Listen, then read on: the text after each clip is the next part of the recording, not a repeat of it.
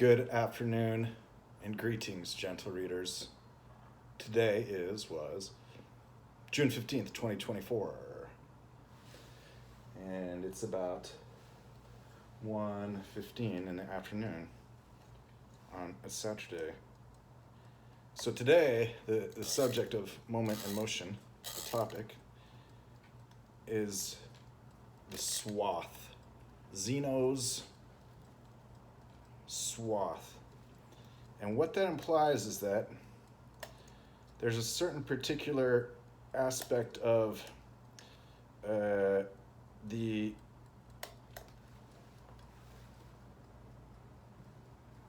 cutting of a field, which is around the edges of the field, is the swath. And so a swath is defined as sort of the strip at the edge of the field. And so here the idea is that there's a general notion of how to take something that's infinite in scale and squeeze it between 0 and 1 in scale. So this won't be unfamiliar to somebody, for example, who has in a theory of special relativity, that light speed is c, is for constant, and that it's given in natural units, what is called 1, when everything else just only has a value between 0 and 1, instead of what otherwise would be called 0 to infinity. So the other day, in one of the previous talks on these matters, was trying to understand the nature of motion and mechanics. And what that has is that in terms of meters per second or seconds per meter, that there arrives at that any change in motion results as a sort of infinitely many higher orders of acceleration to arrive at any change at all. Acceleration or deceleration, presumed its opposite. That's things either speed with relation to other objects and gain, or they slow with relation to other objects and diminish. Then as with regards to how to figure out how to define that, is that what ends up defining it is all the infinitely many higher orders of acceleration. It's not finitely many. There can't really be a first one. Just kind of the opposite kind of consideration of the usual idea of infinity, that there's not a last element, item, number in the numbers. And then as with regards to figuring out how to describe it in terms of putting that in a box, scaling it back to scale from what is beyond scale as scale to 0, 1. So the idea of this Zeno's swath is basically to, first of all, have a pretty thorough understanding of these other ideas from Zeno's thought experiments that are like the arrow has to get half and half and half and half and half again, and that sums to 1, or that the tortoise is slower than Achilles but has a head start. By the time Achilles starts, he's behind. He can never catch up even though he's arbitrarily faster. It does. Yeah. Then there's another particular one about the runners who run across the field and back and forth and take half and half and half again. But as they come back and forth, whether they can meet in the middle, that this is kind of like the graduation course of Zeno's arguments is like, well, they must meet in the middle. So even to reach from 0 to 1, they had to cross 1/2. So they do arrive. Most people frame Zeno's arguments as like, stop. But other people's interpret Zeno's arguments is like, there is a bridge and we must cross it. And so here that's framed as this ideas of the inductive impasse, the case where the first case for induction is not done, and so the second case for induction is not done, that it ever arrives at done, is a case for deduction. And then here that's framed in terms of what are called these analytical bridges, that analytical bridges are what connect these different modes of inference so that together they can be confounded, conflated, and not contradicted each other. So that's kind of the topic today, is kind of explore some more of this notion of Zeno's swath. So first of all, what's to be relayed is this idea of sweep. And so sweep is a usual notion of a brushing of things. And it collected at the end of the brush, there's the sweep's bristles, and it brushes things. And so the idea, sweep, the mathematical function, is the same as this natural unit equivalency function, or this discrete continuous function, the connection between the discrete and the continuous. And that's exactly what it does, is this idea of scale, as it says, take the infinitely many numbers, each one only an integer, and they're constant, monotone, strictly increasing, and shrink that to 0, 1 specifically, say that's constant, monotone, strictly increasing, and that result, the range of that function is 0, 1, is the unit line segment. So that's the most very simple way to say I have things that are discrete and they're infinitely many, and they call them the natural numbers. And then I have a unit line segment, only exactly one of them that's got an infinitude, infinitely many itself. Then as with regards to 0, if we start from 0 and just pick iota values, constant, monotone, strictly increasing from that it would never arrive to 1, then is whether that's the same thing to say that the naturals are compact, have a point in infinity, and 0, 1 has this point in infinity. So then swath is the idea that relates a little bit, and particularly to the idea of what was called this hat-style analysis. So the hyperbolic is the idea of 1 over x. So when you think of the entire x-axis, say, and the y-axis, and they make a quadrant, then x equals y goes right out through that. Whereas 1 over x drops from infinity down to 1, 1, and it goes from 1, 1 off to infinity. So that's the hyperbolic. So the idea is this swath is, well, that's kind of the swath. That's like taking the edge off it a little bit, taking the corner. And so the idea is to shrink that into a 1 by 1 box. And then the Zeno's swath is either starting or stopping. Here it's framed as coming to a stop. Given an interval in time between 0 and 1, so t0 or t0 and t1, 0 to 1, and then interval in position 0 to 1, or 1 to 0 rather, excuse me, then there's something along the lines of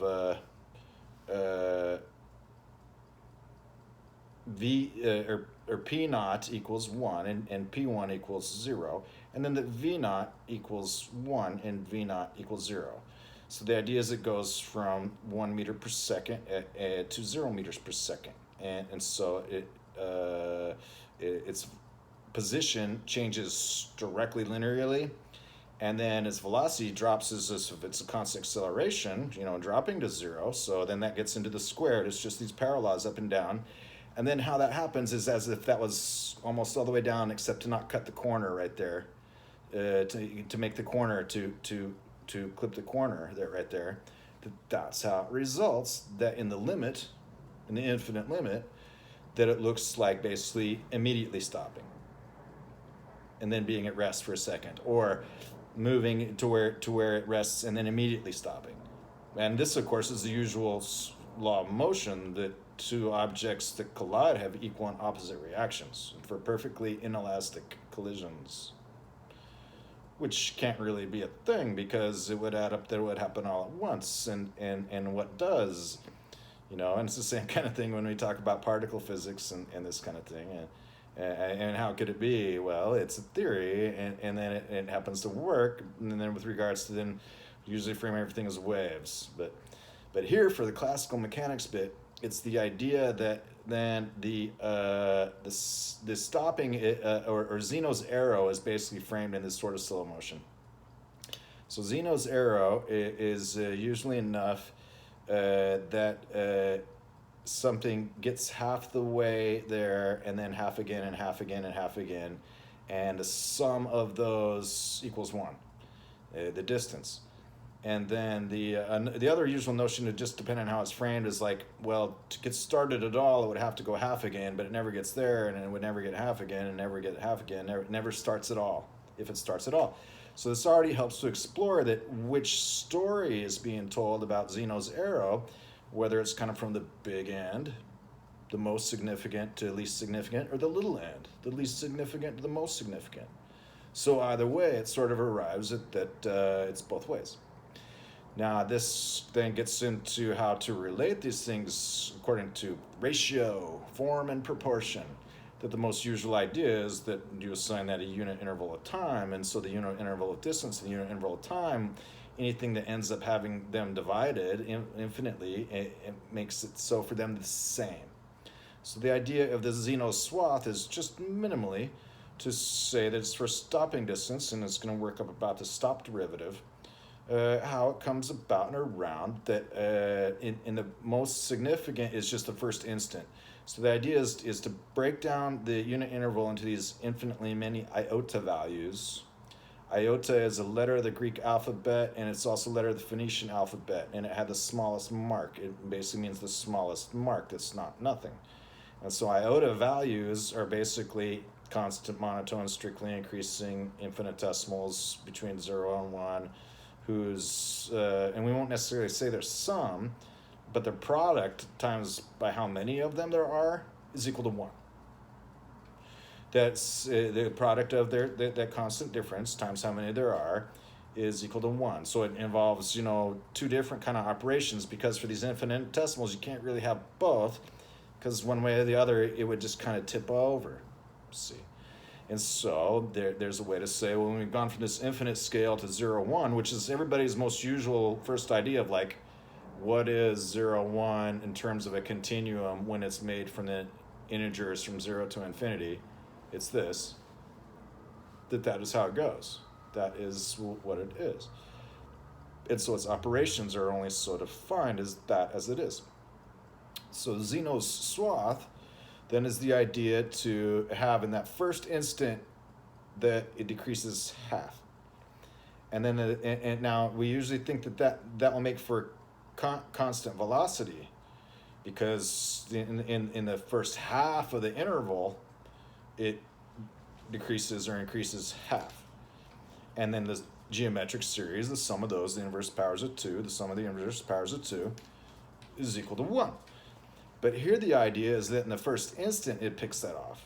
And then the second instant, it loses its half and half and half again. So then one wonders is like, well, wouldn't that go to 0 almost immediately and then trail off? And it's like, yeah, that's exactly kind of the idea how it is. Because the idea is that if velocity constantly decreases, and so that it's kind of got, that is the rate of change, and then the integral of that is like the acceleration, so that would be of diminishing constant or whatever it is, a form, the implicits, that then it results for the way this Zeno's swath is it's another kind of non-standard function. And so this first, the most familiar non-standard function that everybody gets in school is called Dirac's delta. It's for the line, it's only defined at 0. At 0, it's got an infinite spike that's infinitesimally wide. So everywhere else, it's equal to 0. But at the origin, it has a spike. And that spike, though it's infinitely narrow and infinitely tall, has an area exactly equal to 1. So a non-standard function is any old kind of relation of quantities commensurable or not at all. But a non-standard function with real character, real analytical character, is what's relevant here. So Dirac's delta was introduced after the mathematics of Maxwell and Heaviside and Fitzgerald and the great development in the theory of electromagnetism that came out of the late 1800s. And so as not a real function, it's defined variously. It's called something else. It's called the functional. Called usually in our physics classes, it was called the modeling a function as a limit of real functions. The continuum limit, that otherwise it's still a relation in numbers, because it's just a relation in what's the real analytical character to other relations with real analytical character. And it's also so that it can't be non-zero anywhere outside of where it's defined to be non-zero at 0. And because otherwise, where it's used in all these other equations, they divide all this region into infinitely many consecutive bits in a row, and then use that in the particular place where it goes in these orthogonal functions as for the kernel of the Fourier-style analysis where it's used, and all these things in functional theory and transforms, that it can't be non-zero outside of where it's defined, or else it would fall off and break out the edges of that and ruin all the results otherwise that these things add up, which they do. And so that gets into why it's defined as everybody's first function. It's called Dirac's delta, or sometimes U for the unit impulse function. And with regards to the impulse, is kind of exactly also what we're trying to figure out here. That the impulse is like a collision with perfect reflection, an unstoppable or an immovable mass, and bouncing off that, for example, is an impulse the other way all at once.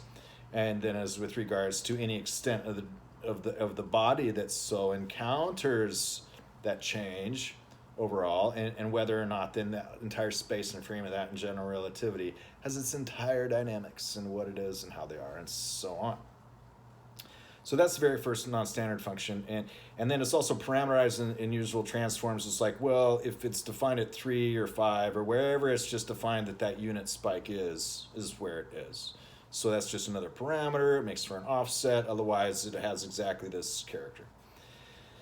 So that's the first and only usual non-standard function that's admitted to analysis, and it's ubiquitous. And so because it's the only kind of thing for that sort, then it's used pretty much everywhere it's possible to use that. So then this idea of sweep, this function it's not a real function. It just can't be a standard function because in the usual field, the complete order field, there's infinite divisibility. And so according to infinite divisibility, then there couldn't be a least iota because there would be half iota. Here there isn't because it's just not defined yet until that arrives. And so then what that looks like is as it goes from 0 to 1, these numbers from 0 to infinity, then if you squoze that all back to that range, what it looks like as it rises, because it's just defined on each integer point, and it just increments constant monotone, strictly increasing. That looks like 0, but increasing all the way off to infinity, where it finally equals 1. If you squoze that back down to the box 1 again, this is the idea. If you squoze that back down to the box again, it would look like this constant line segment from 0, 0 to 1, 1. 0, 0 to 1, 1. So it would just be this only diagonal, directly diagonal bit. And then that would be integrable, it would be immeasurable, it would have an area, it would have real analytical character, and its integral would equal 1/2. And that's then the interesting part is that its area equals 1. It's got a doubling space going from the one-sided points on the line to the two-sided points, and thus it makes for these very interesting results that numbers naturally give about the continuous and discrete, and the doubling spaces and doubling measures. That's what it's about. So sweep is also a non-standard function, yet it has real analytical character. So the idea for this hat analysis, or for the stopping derivative in Zeno's swath, is which could have another name later, kind of like the equivalency function is sweep, is the natural unit equivalency function, is just got the name that fits and is relevant to its context. I asked one of the bots a couple months ago to say, hey, given these are its mathematical properties, I've established this is so, and it took some convincing, adding, the conditions to where it would agree. It's like, yes, this is a thing. And I'm like, give some suggestive names for this thing. And it's like, it mentioned Dirichlet, Cantor, Poincaré, mentioned the units and the other very central concepts in the discrete and continuous, the unit continuum function. These are the names that off its description it assigned to these things after some prompting and collaboration in a sense. This is what I provided for it.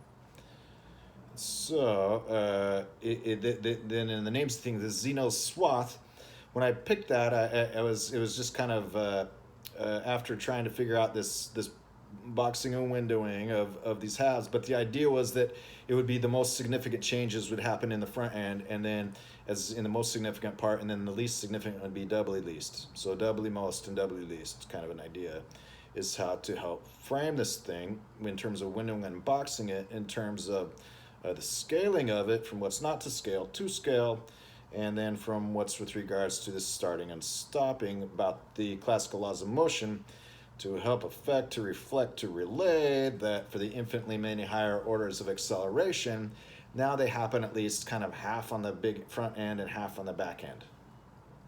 And then as a swath, that also means the same kind of thing. So, going back some of these talks into the descriptive differential dynamics. Before the stop derivative, or about with that, then there was the identity dimension.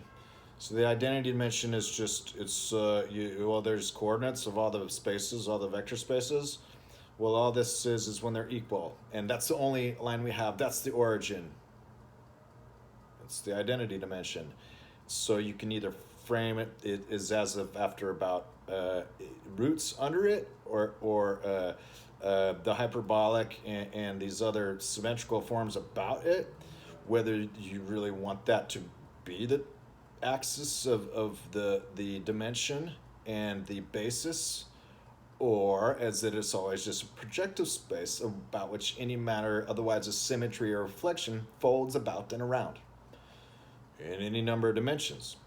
This is where sweep, the equivalency function, or line drawing, it's just the same as in geometry, the act of putting the pencil down without lifting the pencil, moving it in a straight line, for example, along an edge, resulting in a line segment, lifting the pencil, and that's the same idea that it happens in infinitely many consecutive instants of time, vis-a-vis the impulse and these other ideas of the instantaneous and the varying.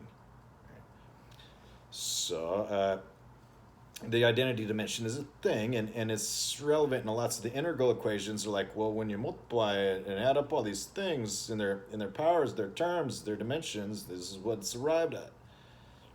And that's the envelope. So just like division by zero is underdefined, and it's an indeterminate form, it's a singular to these things, then also it just happens to be that x equals y is so for all these things in their higher orders and powers.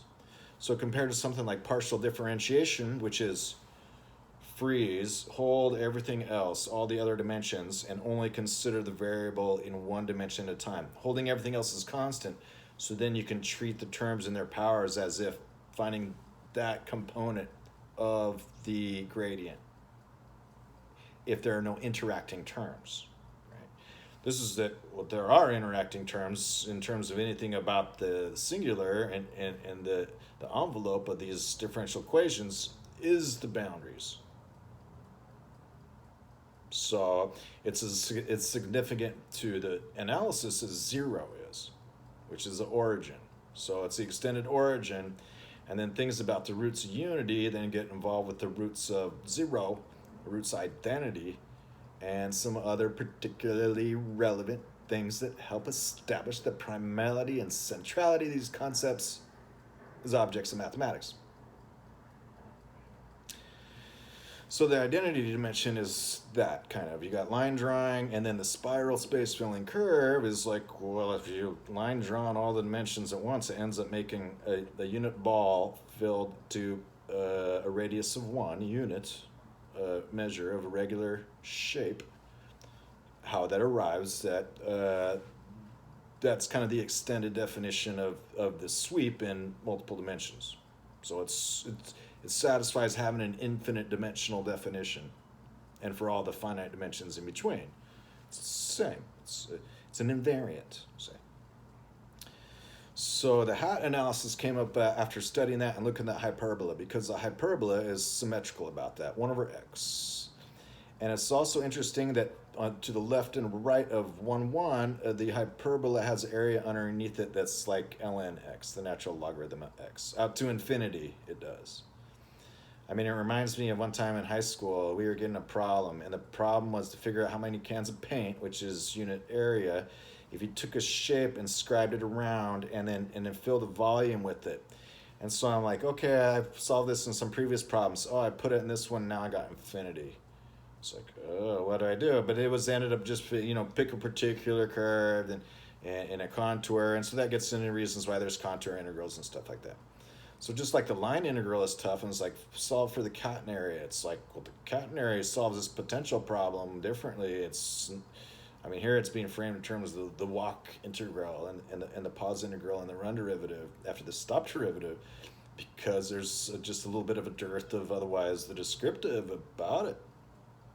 So what I got into is the hyperbolic, and the hyperbolic is very well related to the most regular sorts of functions, because its definition is totally simple. F of x equals 1 over x. It's just the inverse. It's just the reciprocal. And so that get into a lot of the different things. Is like, what about having reciprocals in multiple operations, like when 1 over x equals 1 minus x? Oh, it's a golden mean is related. Or x squared plus minus 1, and these all the bunch of these different kinds of things about just the alternations and the reflections and this and that in this space. So the descriptive differential dynamics, and then as it got up into the complex diagram, deconstructing the definition of complex numbers, ended up having quite a thing about what's going on with this in this space. And with regard specifically to the developments as are traditional in the Clairaut and D'Alembert's after the linear fractional equation, this being the envelope of that all. So the hat analysis then became as like this. So you imagine that there's a unit square, and you take the entire quadrant and you draw the hyperbolic function on it. So it comes down from infinity, and it starts to inflect, and when it reaches 1, it inflects the most, and then it goes off to infinity in its neighboring dimension. Now shrink that to a 1 by 1 box in the mind, as it were. I mean, you already have in your mind that it goes off to infinity, and so it touches at infinity 0 and 0 infinity. Parallel lines don't meet. But here it's, well, the hyperbolic is never exactly not 1 over x. There's no divided by 0 in a sense. So even though it's not defined at the point in infinity, it would sort of exactly meet, because that's where the hyperbolic function meets the axis at either side is at 0 infinity or infinity 0. So when you shrink that down to a 1 by 1 box, what it looks like is a line that drops straight down from 1, 0 to 0, 0 and goes out to 0, 1. Or from either way, from x to y or y to x. So it's symmetrical about x equals y and y equals x.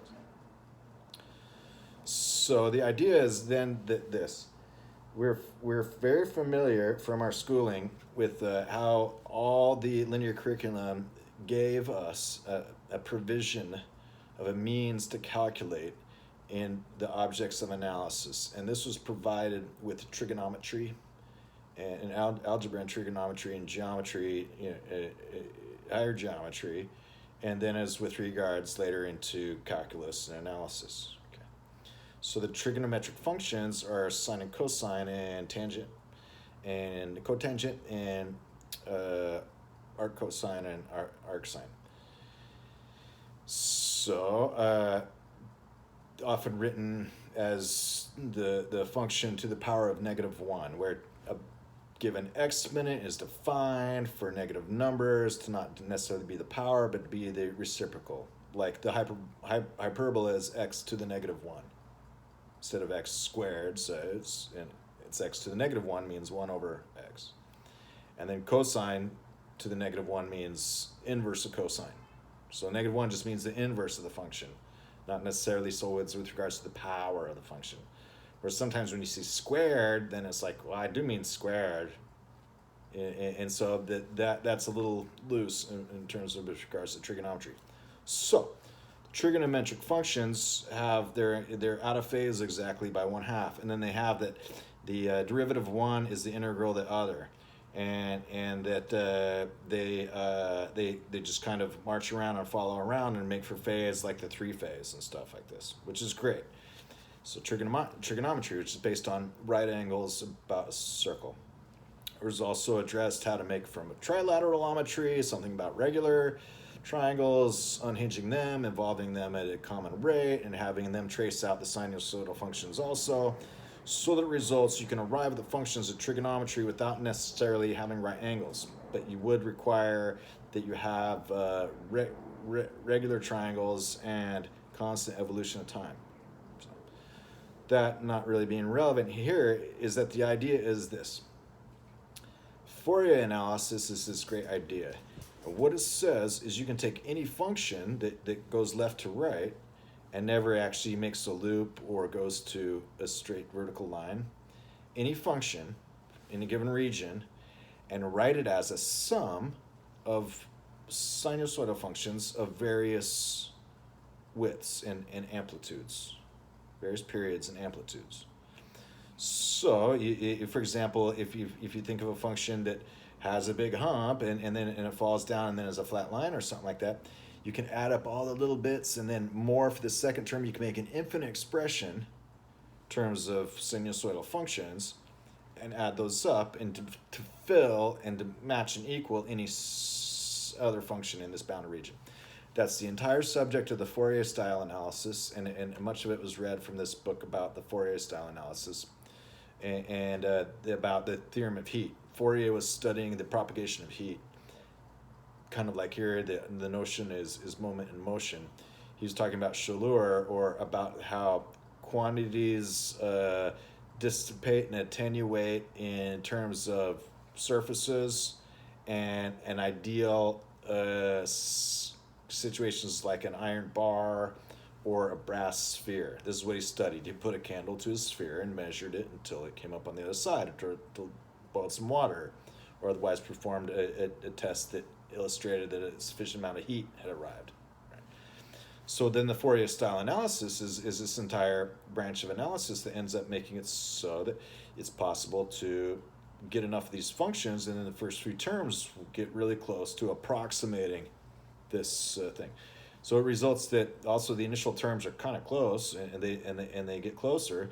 And so the initial terms, much like the great utility of the Taylor-style analysis and Taylor series, or with regards to numerical methods of any sort, really, that they're iterative, and the partial sums are not absurdly off compared to, for example,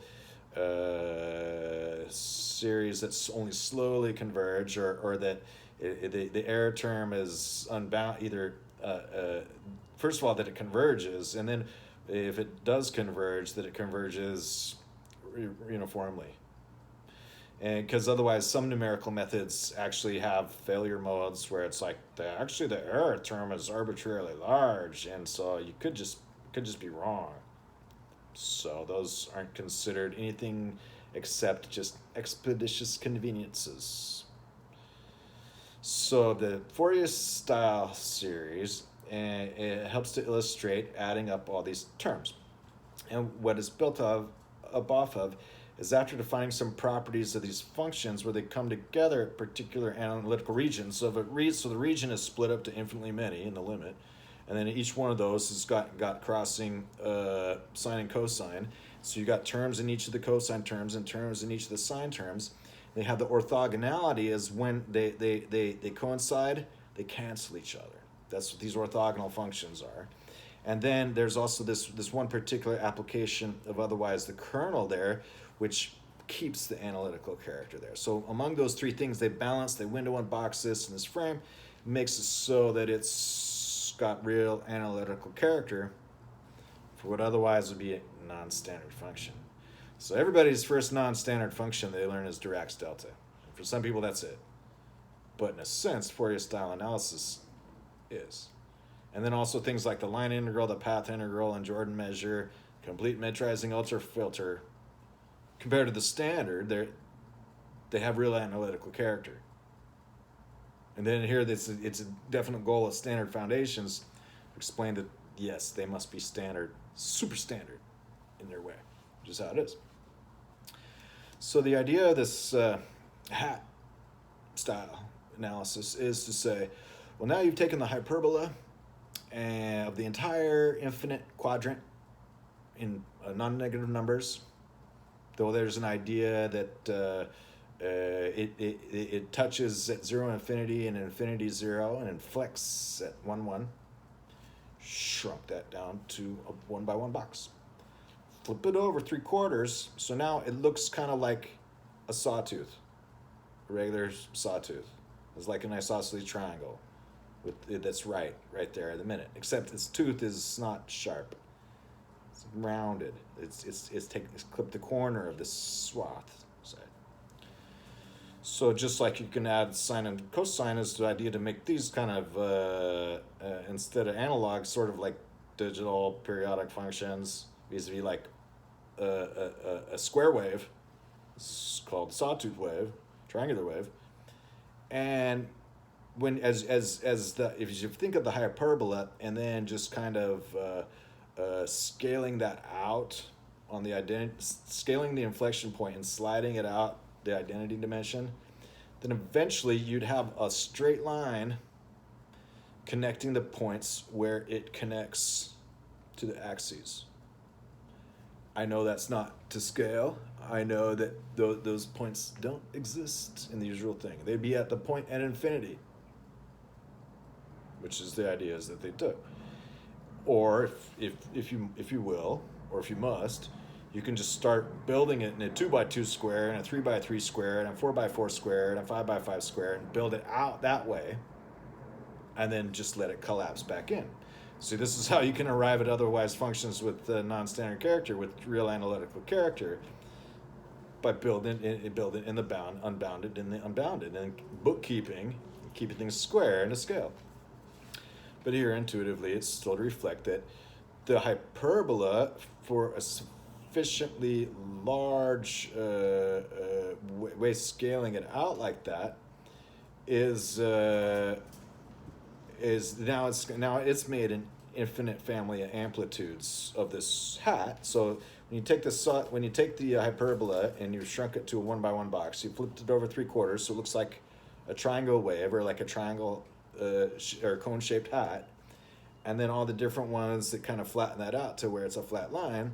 Now there's an infinite family of amplitudes, just like there is for the sinusoidal curve, to have an infinite family of amplitudes to model any function. This way. So the idea of this swath is to extend this idea, this hat-style analysis, for the Zeno's swath. Because now it said, well, we're going to make a chart. And what's on this chart? Well, this chart is the amount traveled in an instant where our clock starts when we begin a measurement, and its rate doubles each time. Instead of a constant monotone strictly increasing, it's sort of constant monotone strictly doubling kind of thing. And so this is the idea, basically. And that would just look like this shrunken hyperbolic function to 1, 1, a clipped off right angle. And it would have the idea then that in all these instances that either all the most significant happens first or the least significant happens first. So both the terms kind of have to define each other. Then is when it's modeling, when it reaches a resting point, whether it results that was actually, the whole thing is like when the ball bounces, that happens at the instant the ball bounces. Or that it's just a regular stopping motion, coming to a halt, applying the brakes, reaching 0. That otherwise we have infinitely many higher orders of acceleration to deal with. We shrunk them to a box. So that what we can figure out to work up the analysis of it, it's kind of in these front end and back end terms, if you will, or leading and trailing terms, advanced and retarded terms of the acceleration and deceleration, helping frame that in a box. This is the idea, that then we'd be able to, the goal is to get that far enough fielded and figured out, and with its analytical character, that it would suit to appease a gentleman like Zeno of Elea 2,000 years ago on his terms as an addition to his theory for these infinitely many higher orders of acceleration. Because clearly, from the classical exposition of these arguments, he has a regress, the ad absurdum, the ad infinitum, that it is so why his inference so applies. So this is giving more of that, so that after we have kind of Zeno's graduation run, kind of a wave back and forth by these runners across the stadium as they meet in part, or like wind sprints, say. They're like wind sprints is the idea.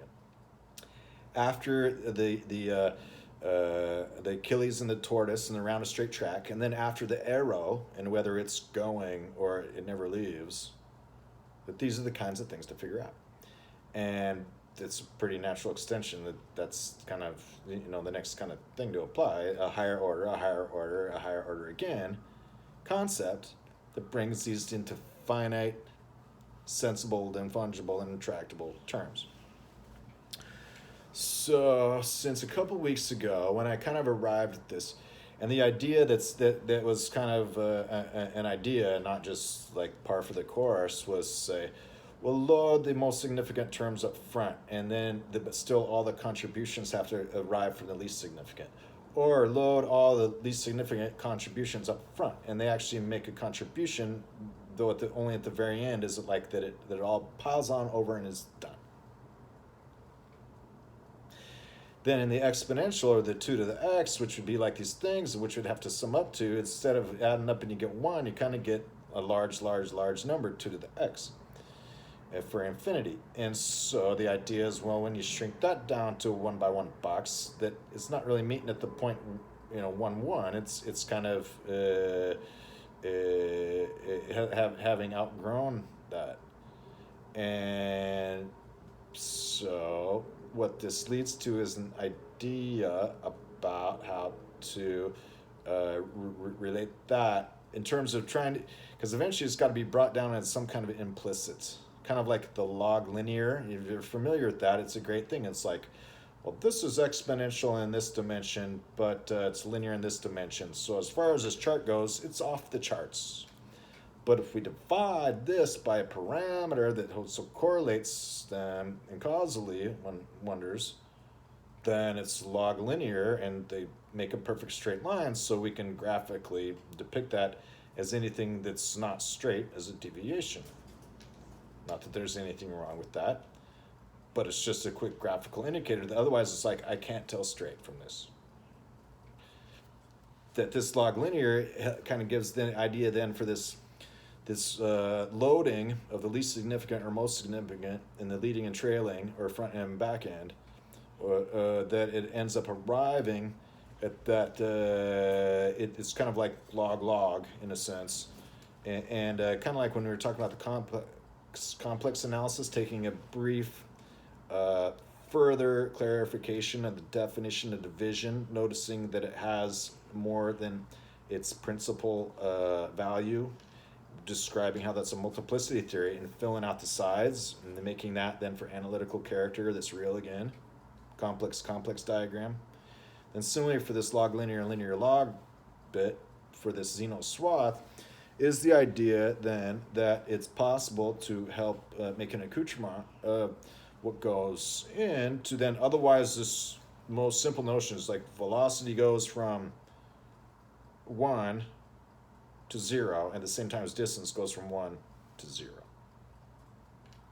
As time goes from 0 to 1. Or t minus 1 to 0, if you will. Because time is always forward, and all these models were, and that's, everything else is relative. So that's kind of where I'm at. I should still wonder if we imagine we might be able to find something from the books about this.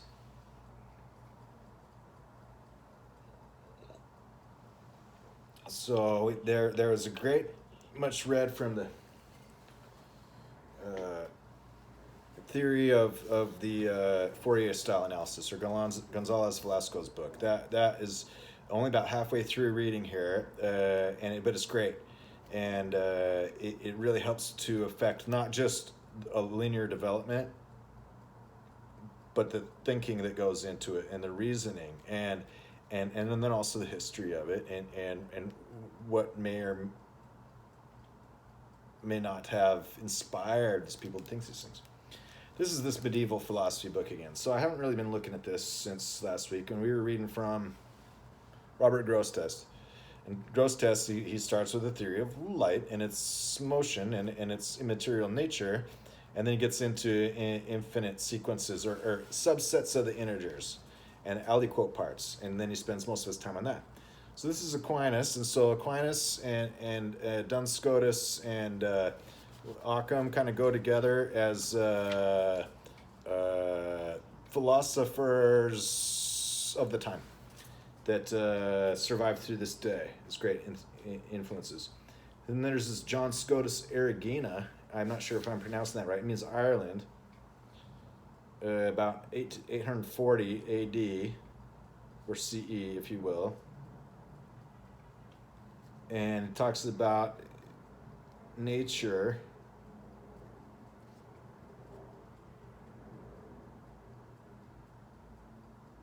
Nature is the general name for all things which are and which are not. As we are thus agreed with respect to the utter generality of this designation, I should enjoy hearing you discourse on the principle of its division through differentiae into species. Or would you prefer that I attempt its dividing while you evaluate my divisions? 4 differentia.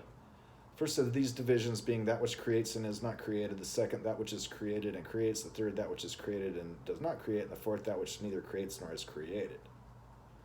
So these are changes, constants and changes. Here for a moment in motion, it's like the unstoppable and the immovable. Those being infinite, and when you frame them back down to 1-1, it's just moving and stopping or reflecting. That after moving, there's various ideas of moving and coming to a stop, moving and immediately stopping, or moving and reflecting, or moving and coming to rest. These kinds of things. Affirmation, that is, of the inferior is a negation of the superior, while negation of the inferior is an affirmation of the superior. So this is basically only about kind of the absolutes and the universals, for what it is. Here we're most interested in what is the particulars, classical interactions, given global universals, or the point in total. So there's Anselm, Saint Anselm. Sainthood is an idea in the Catholic Church that when one has committed a miracle and martyred themselves for the cause of the church, and that those are the two big, you got to commit at least 2 miracles and get martyred for the church, and then it's one of the highest ranks possible to achieve in this church. There are others. The universities. Oh, here's Grosseteste on light. So he's talking about forma lux subito, instantaneously, subito. Form. For his light simplex finities replicatum quantum non generat. The other day I was reading this, I really enjoy Paul Davies, as I was mentioning. So I was reading this book about the superforce, and what he's talking is about unification in field theories.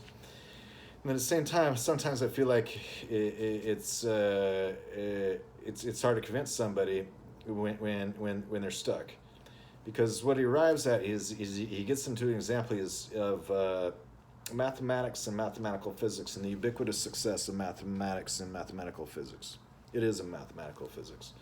So when it's possible that we can equip our mathematical model with more and better mathematical forms, then by default we automatically gain and equip our physical model with the corresponding attachment to the model in the physical interpretation and the mathematical interpretation. So he went to great lengths to explain how it would be possible to just employ a mathematical model of conservation law and invariants and symmetries and arrive at a sort of brief derivation that results the same as Maxwell's equations, which are sort of empirical, and with the insight and the intuition they had to apply them into mathematical forms are great and cool, and maybe that's how I arrived at them as well themselves, that mentally or subconsciously, or that's how it's done. And so he really made a case it is about the beauty of mathematics and the importance of it, and its abstraction and its application.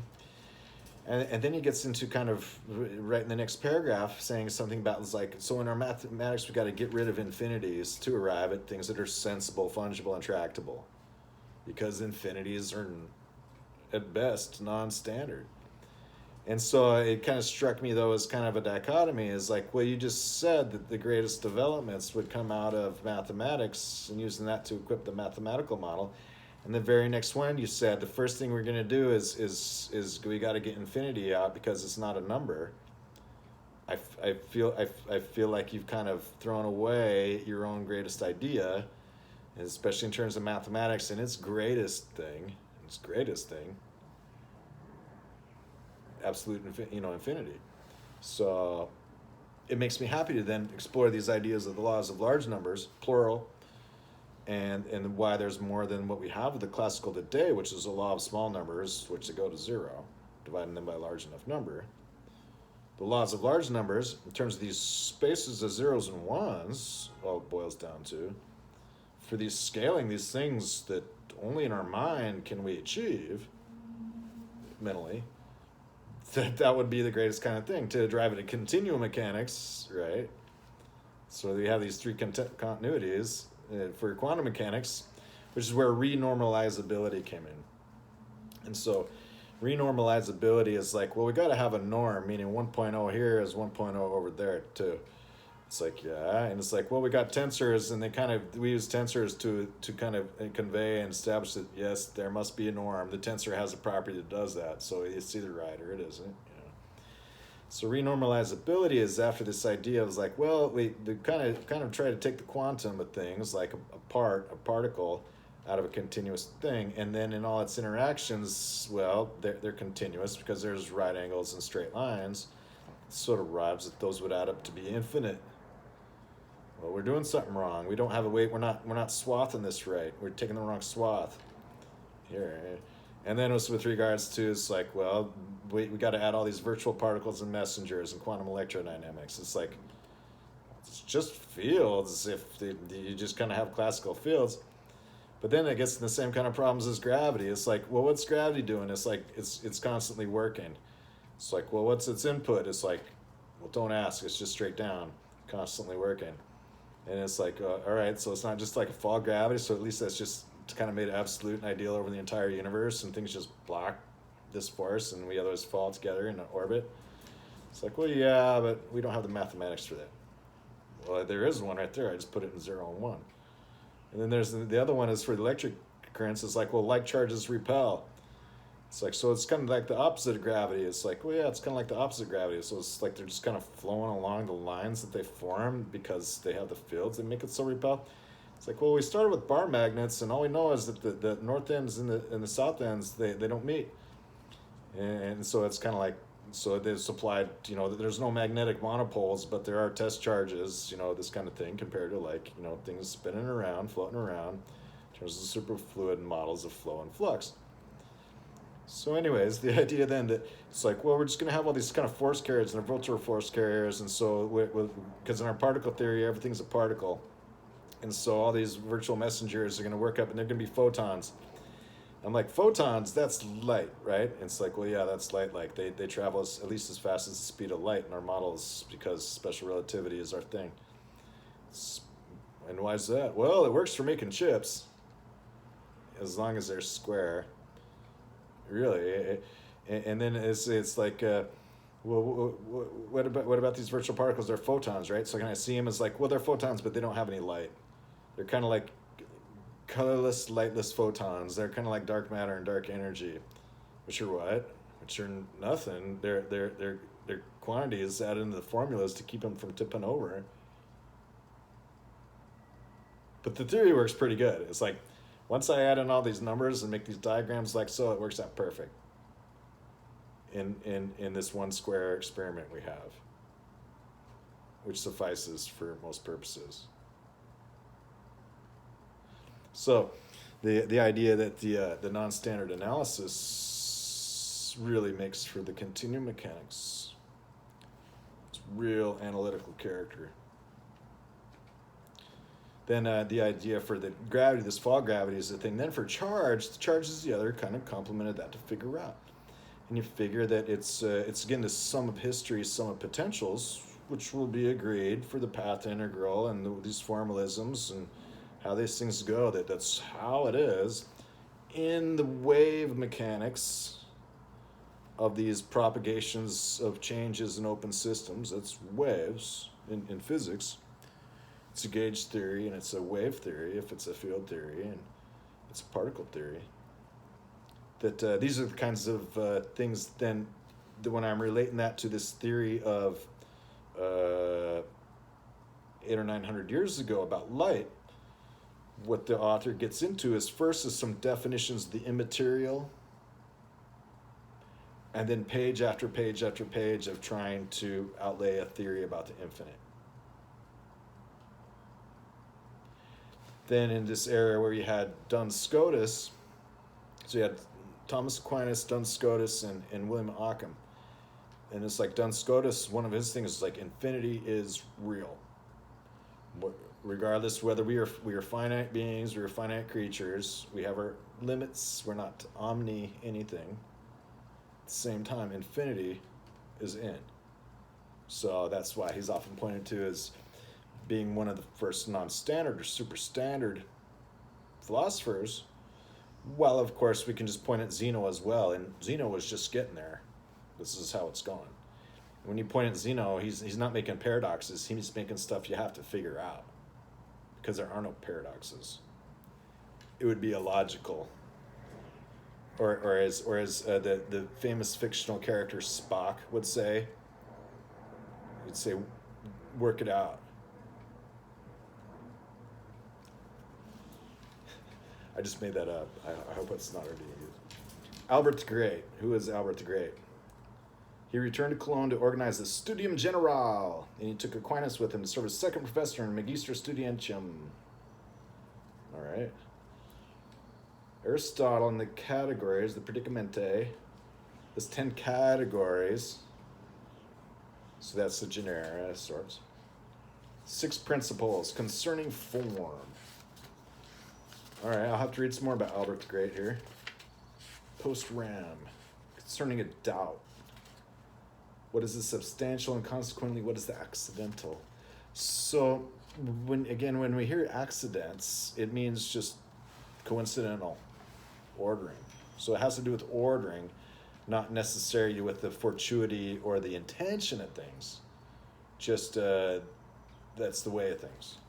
Vis-a-vis causality and correlation, and intent and action and causality and correlation.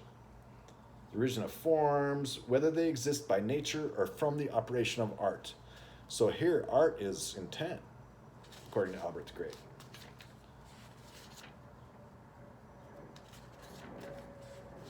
De anima, things which move by themselves.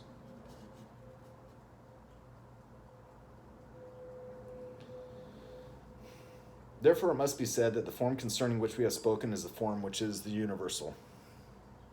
Well, all right then. Peter of Spain.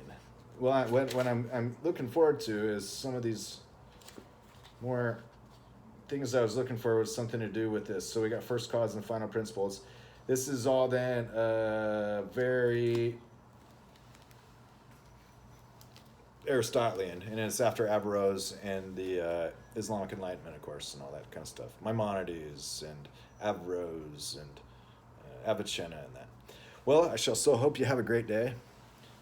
It's middle of June this year. It's a little bit cooler in this part of the world than last year just because there's a cool breeze. I feel bad because I feel like it's just the last waning winds off the permafrost tundra of the Arctic North that's melted.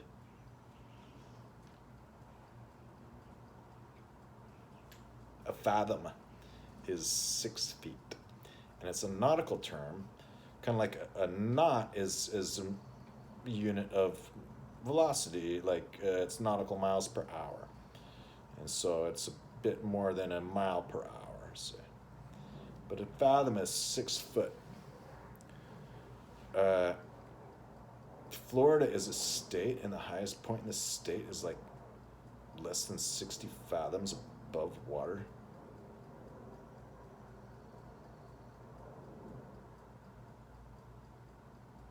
Well, have a great day. So long.